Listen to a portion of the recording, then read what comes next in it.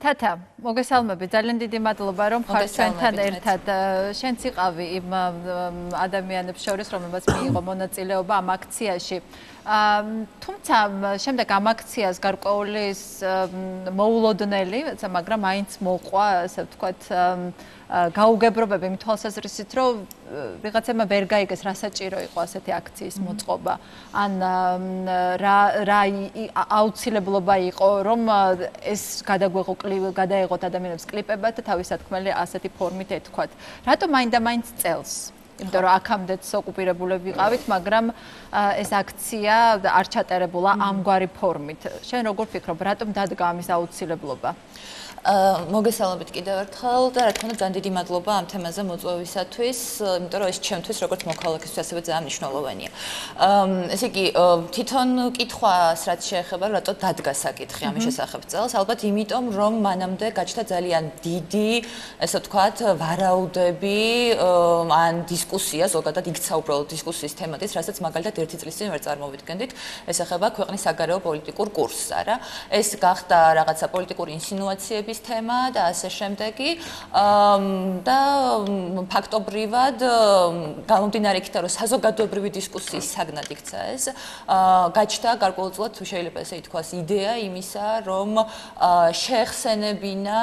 შეხსენებული ყოფილიყო ეს თავშეთ მოსახლეობისთვის თუ რა მოხდა თუნდაც 1921 წელს და რა მოხდა თუნდაც 2008 წლის აგვისტოს პრინციპში ის პერიოდი რომელიც უკვე ჩვენ გვახსოვს არა 2008 წელს გულისხმობა ამ შემთხვევაში. და ამას თავის მხრივ საზოგადოებაში მოყვა რაღაც რეაქცია, დავარქმევ ამას KILIX, რაღაც გარკვეულ წრეებში და მე არ ვიცი 1921 წელს KILIX-ობდნენ თუ არა დავშოთ საქართველოს ოკუპაციის თემაზე, მაგრამ ფაქტია, რომ ახლა 2013 წელს KILIX-ობდით და ეს პრინციპში მხოლოდ იმას მეტყველებს, რომ ჩვენ კიდევ დიდი დრო გვჭირდება იმისათვის, რათა შევსდგეთ როგორც მოქალაქეები, გვქონდეს სამოქალაქო ცნობიერება და ვიცოდეთ, სად იწყება ქვეყნის ინტერესები და სად მთავრდება ჩვენი პირადი ინტერესები. იმიტომ რომ ამ შემთხვევაში მე ძალიან მახსენდება, მით უმეტეს ამ დისკუსიას რო ვუსმენდი, კონსტანტინე კაპანელის სიტყვები, რომელიც მას 1925 წელს აქვს დაწერილი, რომ ქართველი პირადი ინტერესების თვალსაზრისით უყურებს ყოველგვარ საზოგადო საქმეს, ყოველგვარ ისტორიულ მოძრაობას. და მე მეჩვენება, რომ როდესაც თუნდაც იგივე აი მარაოკუპაციას ამ კამპანიაზე იყო რაღაც გარკვეული KILIX-ი, იყო ეგ დავშოთ რაღაცა ფორმის დაწუნება, ესთეტიკის დაწუნება ან ასე შემდეგი. მე მგონი დღეს ყოველ შემთხვევაში საქართველოში ამ პოლიტიკურ სიტუაციაში, ამ რაღაცა გაურკვეველ დებატებში, საგარეო პოლიტიკური კურსის ქვეყნის განვითარების შესახებ ან ასე შემდეგზე, არა, ძალიან მნიშვნელოვანია უბრალოდ ის, რომ ჩვენ შევძლოთ როგორც საზოგადოებამ ერთი იდეის გარშემო გაერთიანება და ხანდახან ამ შემთხვევაში იდეა უფრო მნიშვნელოვანია, ვიდრე ფორმა, როგორც ეს შეიძლება იყოს ხოლმე შეფეთქებული. და როგორ ფიქრობთ, აი კონსენსუსის საკითხი, რატომ არ შეიძლება იყოს საქართველოში ის თემა, რომ არა ოკუპაციას? ეს აკავშირდება ალბათ იმას, რომ უბრალოდ ჩვენ ნაციონალური ნარატივი, რომელიც არის აბსოლუტურად აუცილებელი შემადგენელი ნაწილი, ესე ვთქვათ, საზოგადოების ისტორიული ცნობიერებისა და საზოგადოების იდენტობისა, აი ეს ნაციონალური ნარატივი არ აქვს ჩამოყალიბებული, იმიტომ რომ უფროსი თაობის ცნობიერებაში ეს ნაციონალური ნარატივი, აი ქალბატონი ირმაც საუბრობდა ამის შესახებ, ხო? ეს უკავშირდება დაუშვათ აი საბჭოთა არმიას, რომელიც იყო გამათავისუფლებელი დაუშვათ ფაშიზმისაგან ან ასე შემდეგი, ხო? ეს არის ნაციონალური ნარატივი ჩვენს მას ვსწავლობთ ჩვენ სკოლაში, ისტორია, რომელსაც ვსწავლობთ, ეს აყალიბებს როგორც წესი ჩვენს თვითცნობიერებას ხოლმე. და ძალიან მეც მაგალითად რაღაცა დაწყებით კლასებში და ასე შემდეგ, სწორედ აი ამ საბჭოთა ნარატივს ვეზიარე და აი ეს ნაციონალური ნარატივი, რაც შეიძლება როგორ უნდა წავიკითხოთ ჩვენი ისტორია, ეს ფაქტობრივად არ მომხდარა გააზრებულად, ამ შემთხვევაში გააზრებულს გულისხმობ, თორე ნაციონალური მითების გამოგონება იმის შესახებ, რომ დაუშვათ 100 ქართველი ერთი ქართველი 100 თურქს კლავდა ან ასე შემდეგ. ახლა ეს იგივე საბჭოთა კავშირიდან გვახსოვს ჩვენ, ქარქაშო ხმლები და ასე შემდეგ. ახლა აღარ მოყვები ამ ყველაფერს, მაგრამ რეალური ისტორიის შესწავლა, მცდელობა იმისა, რომ ისტორია გადააზრებულიყო და გადააზრებულიყო, რაც მთავარია ის მითები, რომლებიც სწორედ 80-იანი წლების საბჭოთა კავშირში შეიქმნა ჩვენი ისტორიის შესახებ, არა, ეს არ მომხდარა. სამწუხაროდ ეს ვერ განხორციელდა, თუნდაც იგივე აი ამ განვლილი 9 წლის მანძილზე, მე გულისხმობ ამ შემთხვევაში იგივე სასკოლო სახელმძღვანელოების დონეზე და გულისხმობ უპირველეს ყოვლისა მედიის ჩართულობის დონეზე ამ ყველაფერში, იმიტომ რომ უფროსი თაობის ცნობიერება აი ხა ბატონო ჯემამა გვისაყვედურა რომ ამ თემასო ამდენ დროს რატო უთმობთ? არა, მე მგონი ეს არის სწორედ ის თემა, რომელსაც ჩვენ ძალიან დიდი დრო უნდა დავუთმოთ და ძალიან ბოდიშ გიხდით, მაგრამ ეს სხვა თემა. ეს არის უკვე სამეცნიერო ტრაქტატი და ძალიან არ მისაუბრებელია. მე მომგი თემას შეხვედრას როგორ არა ეს შეხვედრა და ისიც ერთ კონტექსტში განიხილება ბატონ ჯემალ. ახლა მე შემილია ბევრ კონტექსტში განიხილება ერთი იგივე, მაგრამ აი საბაბი იყო რომ ძალიან ხო რა. ბატონ ჯემალ საბაბი იყო თქვენ რომ მოგვეწვიეთ სტუდიაში. შენი მოწვევის საბაბი იყო. დიდი მადლობა. ხაჭი ეხლა თათა თქვა ძალიან მნიშვნელოვანი რამ რომ თავარი იდეა უფრო მნიშვნელოვანია ვიდრე ფორმა.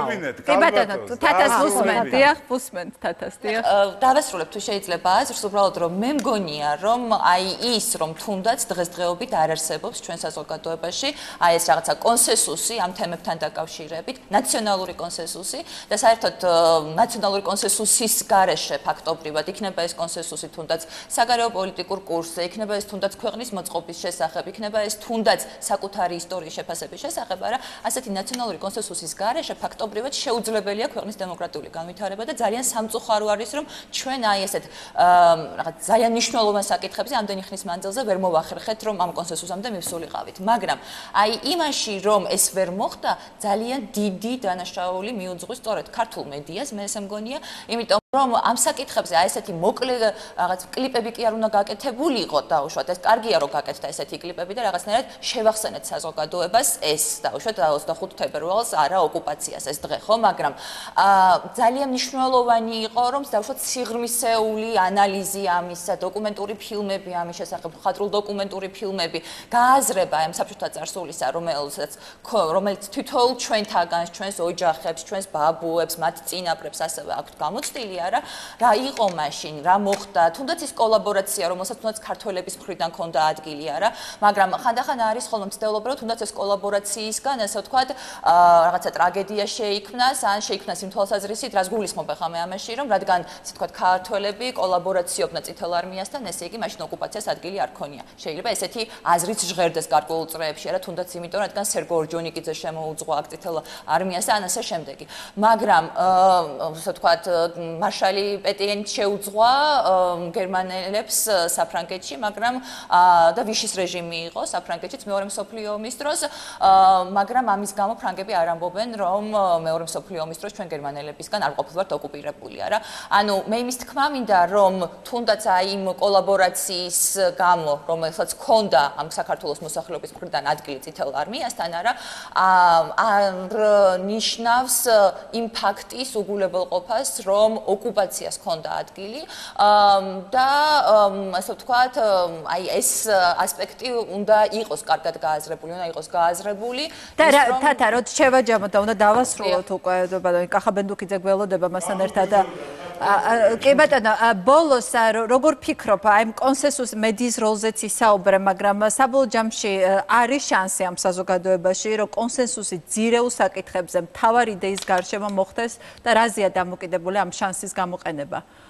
ეს კონსენსუსამდე მისვლა რა ალბათ არის ამაზე არის დამოკიდებული ჩვენი ქვეყნის მომავალი. მოდი პირდაპირ ასე ვთქვა, თითოეული ჩვენი მოქალაქის მომავალიც ამ ქვეყანაში და ეს არის აუცილებელი წინაპირობა ამ ქვეყნის განვითარებისათვის. იმიტომ რომ კონსენსუსის გარეშე შეუძლებელია სტაბილურობა ქვეყნის შიგნითაც და იქნება ეს დავუშვათ თუნდაც რაღაც ნებისმიერ დონეზე რო განვიხილოთ, მე არ გულისხმობ ამ შემთხვევაში მხოლოდ პოლიტიკურ ძალებს, არამედ გულისხმობ ასევე ამ მომრჩეველსაც, არა, რომელიც ამ პოლიტიკური ძალების მიღმად გასხოლმე და რომელიც რიგით მოგალაკეებს წარმოადგენენ, არა, იმიტომ რომ რეალურად დღესდღეობით არა კამათი, თუნდაც იგივე ამ თემებზე, რომელსაც დღეს ჩვენ განვიხილავთ, არა, მიმდინარეობს უბრალოდ რიგით მოგალაკეებს შორისაც, არა, რაღაც ურთიერთბრალდების ფორმატში ან ასე შემდეგი. და თუნდაც ის ქილიკი, რომელიც აქამდე ვახსენე ამ არაოკუპაციის, ასე ვთქვათ, კამპანიასთან დაკავშირებით.